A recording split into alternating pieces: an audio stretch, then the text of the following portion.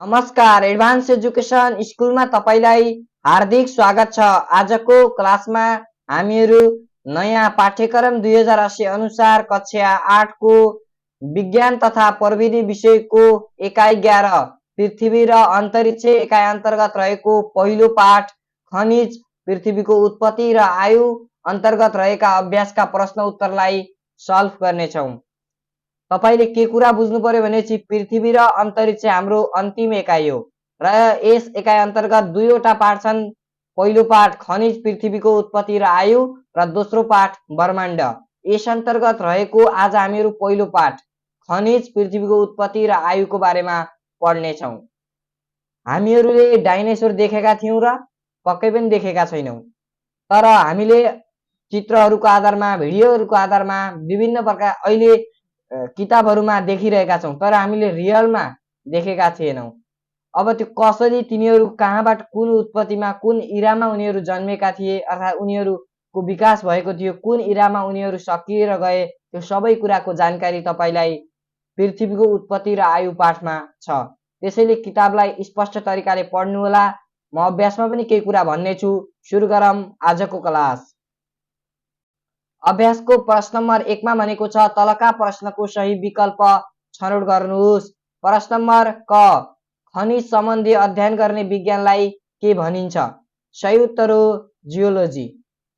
यहाँ झुक्याउनका लागि इभोल्युसन राखेको छ। इभोल्युसन भनेको क्रम विकास हो, अर्थात् यो विकास हो एउटा। इभोल्युसन हामीले बुझ्छौँ यो क्रम विकास। अब यससँग पनि अलिकति सम्बन्धित हुन्छ, कहिलेकाहीँ यो पाठ त्यहीसँग तपाईले झुक्किन सक्नुहुन्छ भन्ने उद्देश्यले यहाँ राखिएको हो, तर सही उत्तर भने जियोलोजी हुन्छ।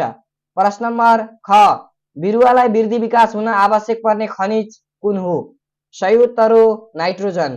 प्रश्न नम्बर गमा भनेको छ तलका मध्ये कुन बुदाले पृथ्वी उत्पत्ति सम्बन्धी ज्वारीय परिकल्पना बुझाउँछ?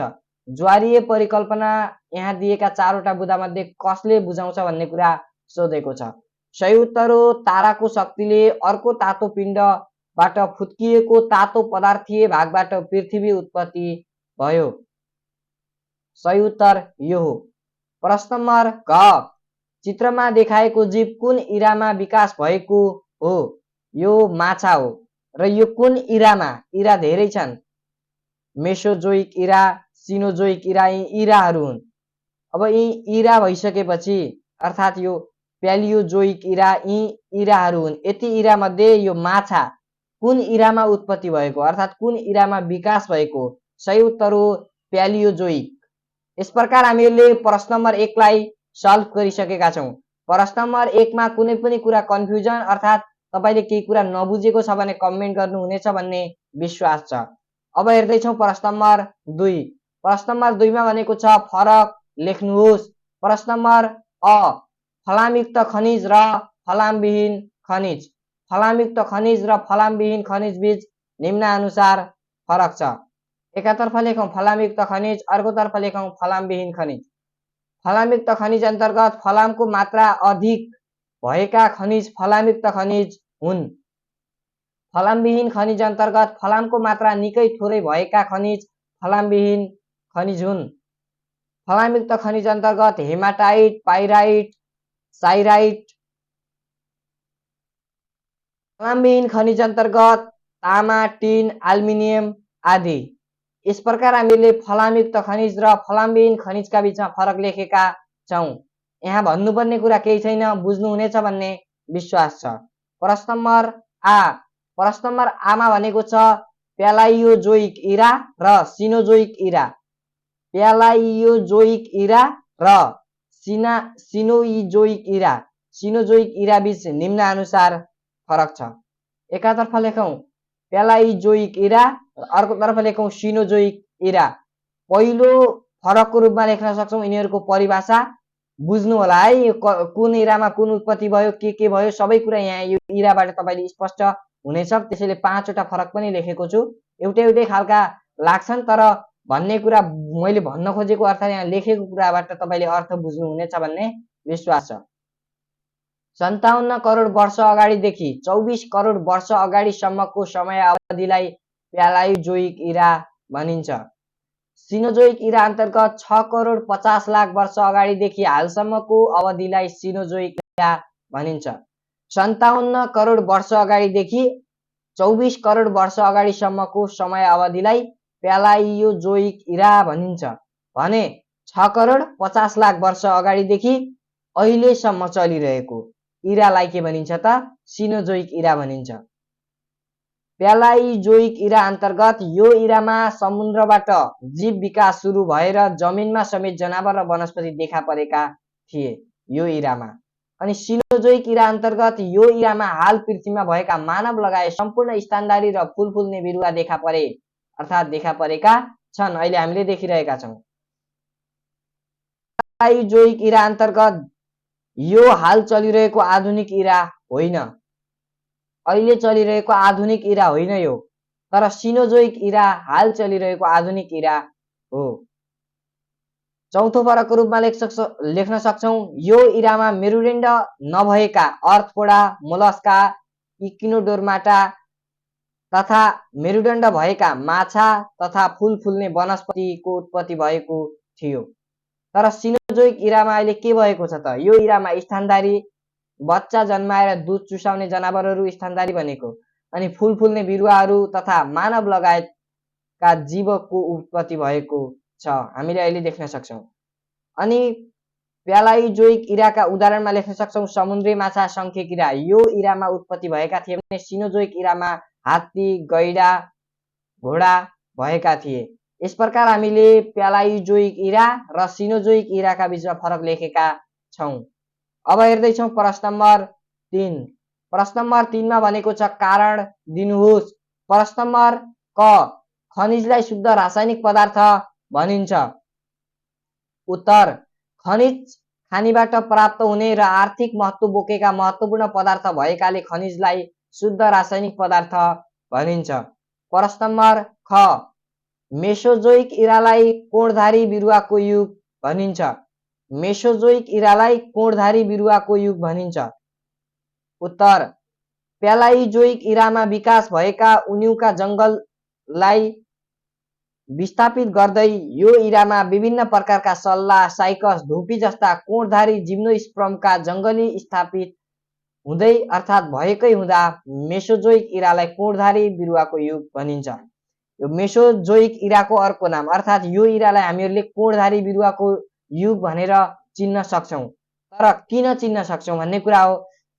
प्यालाइजोइक इरामा उत्पत्ति भएका उन्युका जङ्गलहरूलाई विस्थापित गर्दै यो इरामा सल्ला जस्ता कोणधारी बिरुवाहरू, साइकस, धुपी यस्ता खालका कोणधारी जिम्नोस्पर्मका जङ्गल स्थापित भएकै हुँदा मेसोजोइक इरालाई कोणधारी बिरुवाको युग भनिन्छ। प्रश्न नम्बर ग, प्रश्न नम्बर ग मा भनेको छ पृथ्वीको उत्पत्ति भएपछि धेरै पछि मात्र जीव उत्पत्ति भएको हो। पृथ्वीको उत्पत्ति भएको हामीलाई थाहा छ, तर पृथ्वीको उत्पत्ति भएको केही समयपछि, धेरै पछि मात्रै जीवको उत्पत्ति भएको हो। यसले भन्न खोजेको जस्तै पृथ्वीको उत्पत्ति भयो त्यतिखेर जीवहरूको उत्पत्ति भएको होइन, केही समयपछि भएको हो। किन भन्ने कुरा हो है। उत्तर, पृथ्वीको उत्पत्ति हुँदा पृथ्वीमा जीवहरूका लागि उपयुक्त वातावरण थिएन। समय बित्दै जाँदा पृथ्वीमा विभिन्न किसिमका हलचल र परिवर्तन हुँदै गए र जीवहरूको उत्पत्ति पनि भयो। फलस्वरूप पृथ्वीको उत्पत्ति भएपछि धेरै पछि मात्र जीव उत्पत्ति भएको हो। पक्कै पनि बुझ्नुभयो होला यसमा के कुरा भन्न खोजेको, त्यसलाई ध्यान दिनु होला। पहिला पृथ्वीको उत्पत्ति भएको हामीलाई थाहा छ, तर पृथ्वीको उत्पत्ति भएको धेरै समयपछि मात्र जीवको उत्पत्ति भएको हो। किन होला भन्ने कुरा लेखेका छौं। किनकि पृथ्वीको उत्पत्ति हुँदा पृथ्वीमा जीवहरूका लागि उपयुक्त वातावरण थिएन। समय बित्दै जाँदा पृथ्वीमा धेरै किसिमका हलचलहरू आए, परिवर्तनहरू आए, त्यसै अनुसार जीवको पनि विकास भयो। त्यसैले पृथ्वीको उत्पत्ति भएपछि मात्रै अर्थात् पृथ्वीको उत्पत्ति भएपछि धेरै पछि मात्रै जीव उत्पत्ति भएको हो। प्रश्न नम्बर 4, प्रश्न नम्बर 4 मा भनेको छ तलका प्रश्नको उत्तर लेख्नुहोस्। प्रश्न नम्बर क, खनिज भनेको के हो, उदाहरण दिनुहोस्। प्रश्न नम्बर को उत्तर, खनिजबाट प्राप्त हुने र आर्थिक महत्त्व बोकेका महत्त्वपूर्ण पदार्थलाई खनिज भनिन्छ।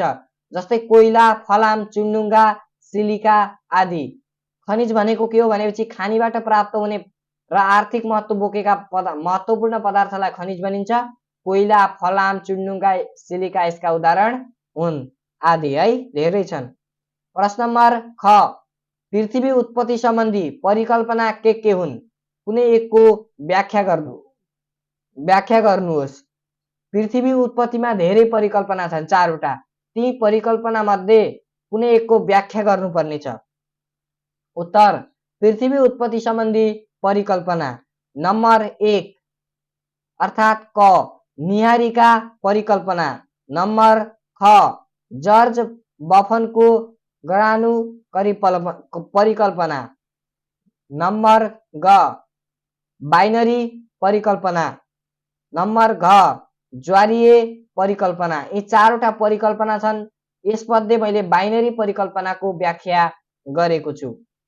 बाइनरी परिकल्पना सन् 1905 मा अमेरिकी वैज्ञानिक थोमस प्रोडर, जेम्स बर्लिन र फोरेस्ट रे मोल्टनले अर्थात् यिनीहरूका अनुसार हाम्रो सूर्यको एउटा निकै ठुलो बाइनरी तारा पनि थियो। सूर्य र त्यो बाइनरी तारा एकले अर्कोलाई परिक्रमा गर्दै थिए। परिक्रमा गर्ने क्रममा उक्त शक्तिशाली तारा र सूर्य एकपटक नजिकै हुन पुग्दा गुरुत्वाकर्षणका कारण सूर्यबाट तातो पदार्थ उछिटिएको र तिनै पदार्थ सेलाएर पृथ्वी लगायत ग्रहहरू उत्पत्ति भएको परिकल्पना अगाडि सारे। यसलाई बाइनरी परिकल्पना भनिन्छ। यसरी नजिकिन पुगेको बाइनरी परिकल्पना आफ्नो बाटो लाग्यो र ग्रहहरू सूर्यको वरिपरि घुम्न थाले। यसरी हामीले बाइनरी परिकल्पनाका बारेमा लेख्न सक्छौं। थुप्रै 4 वटा परिकल्पना छन्, तपाईले कुनै एकको बारेमा लेख्दा पुग्छ है। प्रश्न नम्बर ग, प्रश्न नम्बर ग मा भनेको छ नेपालमा खनिजको महत्त्व वर्णन गर्नुहोस्। नेपालमा खनिजको महत्त्व। उत्तर, नेपालमा खनिजको महत्त्व नम्बर ए, कृषि क्षेत्रमा के हुन्छ भनेपछि कृषि क्षेत्रमा माटोको उर्वरा शक्ति कायम राख्न तथा खाद्य बालीको उत्पादन वृद्धि गर्न खनिज पदार्थको प्रमुख भूमिका हुन्छ। नम्बर बी, उद्योग क्षेत्रमा औद्योगिक उत्पादन गर्न खनिज पदार्थलाई कच्चा पदार्थका रूपमा प्रयोग गर्न। नम्बर सी, निर्माण क्षेत्रमा विकास निर्माणका क्षेत्रमा खनिजको प्रयोग गरिन्छ। घर, पुल, सडक लगायत पूर्वाधार निर्माण गर्दा ढुङ्गा, बालुवा, खनिज पदार्थ भएका वस्तुको उपयोग गरिन्छ। नम्बर डी, ऊर्जा क्षेत्रमा कोइला, ग्राफाइट, खनिज तेल आदि खनिज ऊर्जाको स्रोतका रूपमा प्रयोग गरिन्छ। यसरी हामीले नेपालमा पाइने खनिजहरूका वर्णन गरेका छौं। नेपालमा खनिजको महत्त्वको बारेमा लेखेका छौं। केही कन्फ्युजन छैन है यसमा। प्रश्न नम्बर घ, प्रश्न नम्बर घ मा भनेको छ खनिजको वर्गीकरणलाई चार्ट द्वारा देखाउनुहोस्। खनिजको वर्गीकरणलाई। उत्तर, खनिजको वर्गीकरणको चार्ट यस प्रकार छ। खनिज भयो, खनिजलाई धातुजन्य, अधातुजन्य र ऊर्जा प्रदाय गरेर 3 किसिममा विभाजन गरिएको छ। धातुजन्यमा फलामयुक्त, फलामविहीन, दुर्लभ भनेको छ। अनि धातुजन्यमा यहाँ बुझिरहेको छैन, तपाईले किताबबाट हेर्नु होला है। अनि ऊर्जा प्रदायमा कोइला, खनिज तेल, प्राकृतिक ग्यास, रेडियोधर्मी खनिज यसरी विभाजन गरिएको छ। अर्थात् यसरी वर्गीकरण गरिएको छ केलाई, चार्टलाई, अर्थात् खनिजको वर्गीकरणलाई हामीले यसरी चार्टमा देखाउन सक्छौं। प्रश्न नम्बर 9, कुन इरालाई जीव उत्पत्तिको प्रतिकूल इरा भनिन्छ र किन? उदाहरण सहित व्याख्या गर्नुहोस्। उत्तर, अजोइक इरालाई जीव उत्पत्तिको प्रतिकूल इरा भनिन्छ। अजोइक इरालाई जीव उत्पत्तिको प्रतिकूल इरा भनिन्छ किनभने क्रिटेसियम पिरियडको अन्त्यमा पृथ्वीमा अर्थात् अत्याधि उल्का वर्षा भयो र सँगै जताततै ज्वालामुखी विस्फोटनले विषालु ग्यास फैलिएर सम्पूर्ण वातावरण विषाक्त बन्यो, जुन डाइनासोर र अन्य लगायत अधिकांश जीवका लागि प्रतिकूल भयो। तिनीहरू सबै छोटो समयमै सखा भए। तपाईले के कुरा बुझ्नु होला भनेपछि अजोइक इरामा जीव उत्पत्तिको भएको पनि हो र यही इरामा जीव उत्पत्तिको प्रतिकूल इरा हो। किनभने क्रियाटिसियम पिरियडको अन्त्यमा पिरियड भन्ने पनि हुन्छ यसमा, किताब पढ्नुलाई तपाईँले त्यहाँ पाठ पाउनुहुनेछ। अन्त्यमा पृथ्वीमा अत्याधिक उल्का वर्षा भए सँगै जताततै ज्वालामुखी विस्फोटनले विषाक्त अर्थात् विषालु ग्यास फैलिँदै गयो वातावरणमा र विषाक्त बन्यो, जुन डाइनासोर लगायत अधिकांश जीवका लागि प्रतिकूल भयो। त्यसैले कुन इरालाई भनिन्छ? अजोइक इरालाई जीव उत्पत्तिको प्रतिकूल इरा भनिन्छ। प्रश्न नम्बर चमा भनेको छ ठुला दारा भएको म्यामथ र फोक्सो भएका समुद्री माछाको उत्पत्ति कहिले भयो? उत्तर, ठुला दारा भएको म्यामथ र फोक्सो भएका समुद्री माछाको उत्पत्ति 57 करोड वर्ष अगाडिदेखि 24 करोड वर्ष अगाडिसम्मको समय अवधिको बीचमा भयो, जुन समय अवधिलाई हामीले के भन्छौँ? प्यालाइजोइक इरा भन्छौँ। यो इरामा उत्पत्ति भएको हो। प्रश्न नम्बर 6 मा भनेको छ नेपालमा पाइने कुनै 5 वटा खनिजको पाइने स्थान र उपयोगिता सहित सूची बनाउनुहोस्। उत्तर, जुन यस प्रकार छ। नेपालमा पाइने खनिज तामा, सुन, सिसा, चुनढुङ्गा, कोइला, यी 5 वटा खनिज भए। पाइने स्थान, तामाको पाइने स्थान 107 भन्दा बढी ठाउँमा पाइन्छ यो। अनि तामाको उपयोगिता बिजुलीको तार, भाँडाकुँडा, सजावटका सामग्री, मूर्तिहरू आदि बनाउन। र सुन कहाँमा पाइन्छ? राप्ती नदी अर्थात् विभिन्न प्रकारका नदीको बालुवामा पाइन्छ सुन। यसको उपयोगिता मूर्ति, गरगहना, सजावटका सामग्री बनाउन। सिसा गणेश हिमालदेखि 57 भन्दा बढी ठाउँमा पाइन्छ। यसको प्रयोग झ्याल, गिला, सजावटका सामग्री बनाउन प्रयोग गरिन्छ। त्यसपछि चुनढुङ्गा पाइने स्थान उदयपुर, मकवानपुर, काठमाडौँको चोभार। उपयोगिता सिमेन्ट बनाउन। कोइला दाङ, पाल्पा, प्युठानमा पाइन्छ। यसको प्रयोग ऊर्जा क्षेत्रमा प्रयोग गर्न। यसरी हामीले नेपालमा पाइने 5 वटा खनिजका नाम लेख्यौँ, पाइने स्थान लेख्यौँ र उपयोगिता लेख्यौँ। केही कुरा कन्फ्युजन छैन है? यसमा पनि स्पष्ट तरिकाले लेखेको छु। प्रश्न नम्बर जमा भनेको छ दिएका सजीव उत्पत्ति भएको इराको नाम लेख्नुहोस्। विभिन्न प्रकारका सजीवहरू छन्। सजीव भनेपछि जनावर पनि आयो, वनस्पति पनि आयो। यो कुरालाई बुझ्नु होला। जीव भनेपछि वनस्पति नआएर जनावर मात्र आउँछ। सजीव भनेको छ है। यहाँ विभिन्न प्रकार कति भए? रुख, उन्यु, दारे जङ्गली, सुँगुर अनि डाइनासोर। त्यसपछि भ्यागुता, एकदलीय बिरुवा, ब्याक्टेरिया, लामखुट्टे, ट्रिलोवाइटस, जेलीफिस, यी विभिन्न प्रकारका सजीवहरू भए। यिनीहरूको हामी एकातर्फ सजीव भनेर राख्छौँ, एकातर्फ उत्पत्ति भएको इरा राख्छौँ अर्थात् इरा राख्छौँ।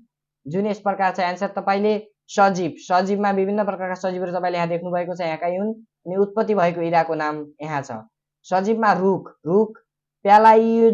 प्यालाइयोजोइक इरामा भएको थियो। उन्यु प्यालाइजोइक इरामा नै र दारे जङ्गली सुँगुर सिनोजोइक इरामा, डाइनासोर मेसोजोइक इरामा, भ्यागुता प्यालाइजोइक इरामा, एकदलीय बिरुवा सिनोजोइक इरामा, ब्याक्टेरिया प्यालाइजोइक इरामा, लामखुट्टे मेसोजोइक इरामा अनि ट्रिलोवाइटस प्यालाइजोइक इरामै, जेलीफिस प्यालाइजोइक इरामै उत्पत्ति भएका थिए।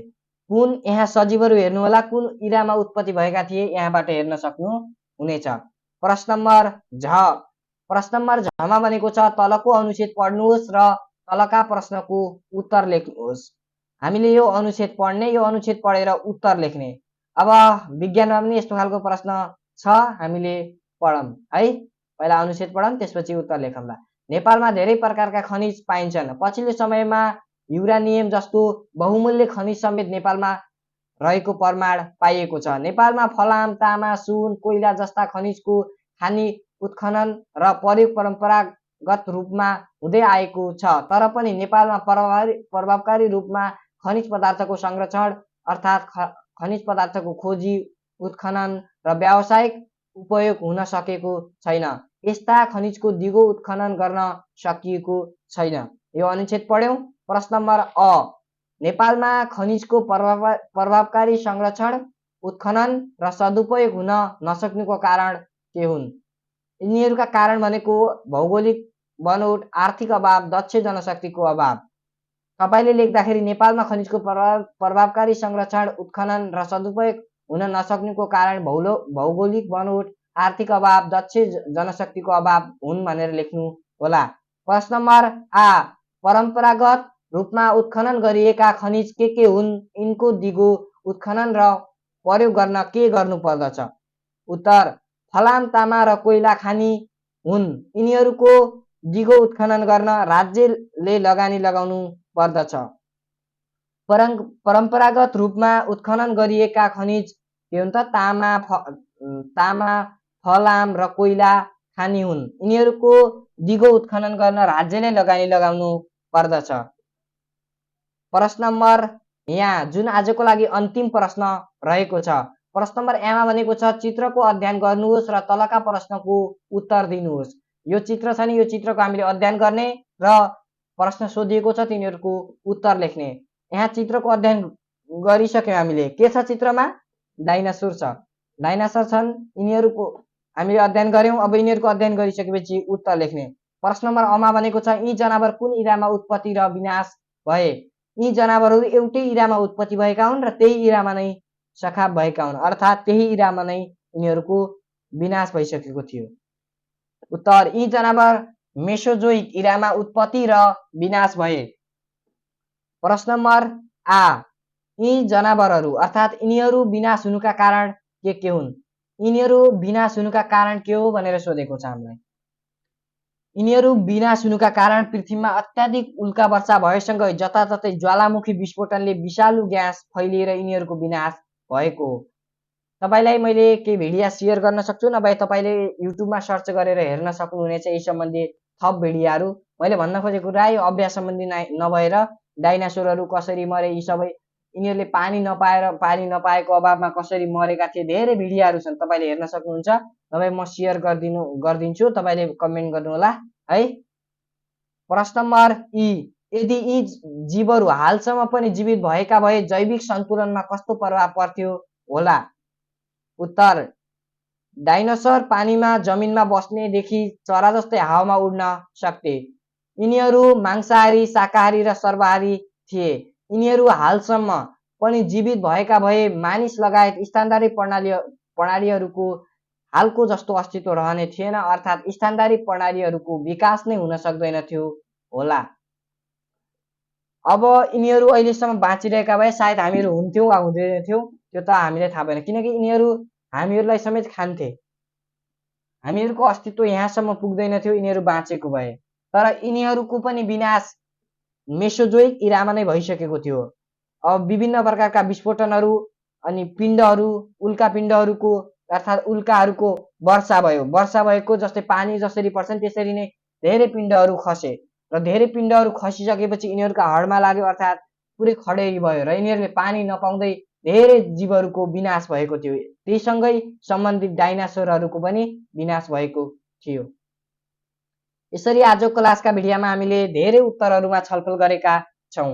यो भिडियोमा तपाईँले पहिलो पाठ खनिज पृथ्वीको उत्पत्ति र आयुको अभ्यास पाउनुभएको छ। कुनै पनि कुरा कन्फ्युजन, कुनै पनि कुरा बुझ्नु भएन, अर्थात् तपाईँलाई कुनै सुझाव दिन मन छ भने तपाईँले सुझाव दिनुहोला। आजको लागि भने हामीहरूले नयाँ पाठ्यक्रम 2080 अनुसार कक्षा 8 को विज्ञान तथा प्रविधि विषयको एकाइ 11 पृथ्वी र अन्तरिक्ष एकाइ अन्तर्गत रहेको पहिलो पाठ खनिज पृथ्वीको उत्पत्ति र आयुको बारेमा पढेका छौँ।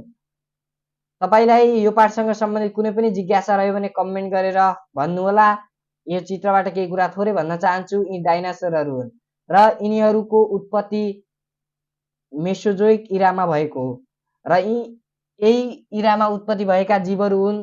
यिनीहरू तपाईँले देख्नुभयो धुपी जस्ता कति राम्रा हरिया बिरुवा थिए त्यतिखेर, हो त्यस्तो अवस्थामा अहिले यस्ता भिडियो सायद होलाइन, कोही कोही होलान्, नभए धेरै जस्ता थिएनन्। यिनीहरू उत्पत्ति भएकै इरामा यिनीहरूको पनि अन्त्य भएको थियो।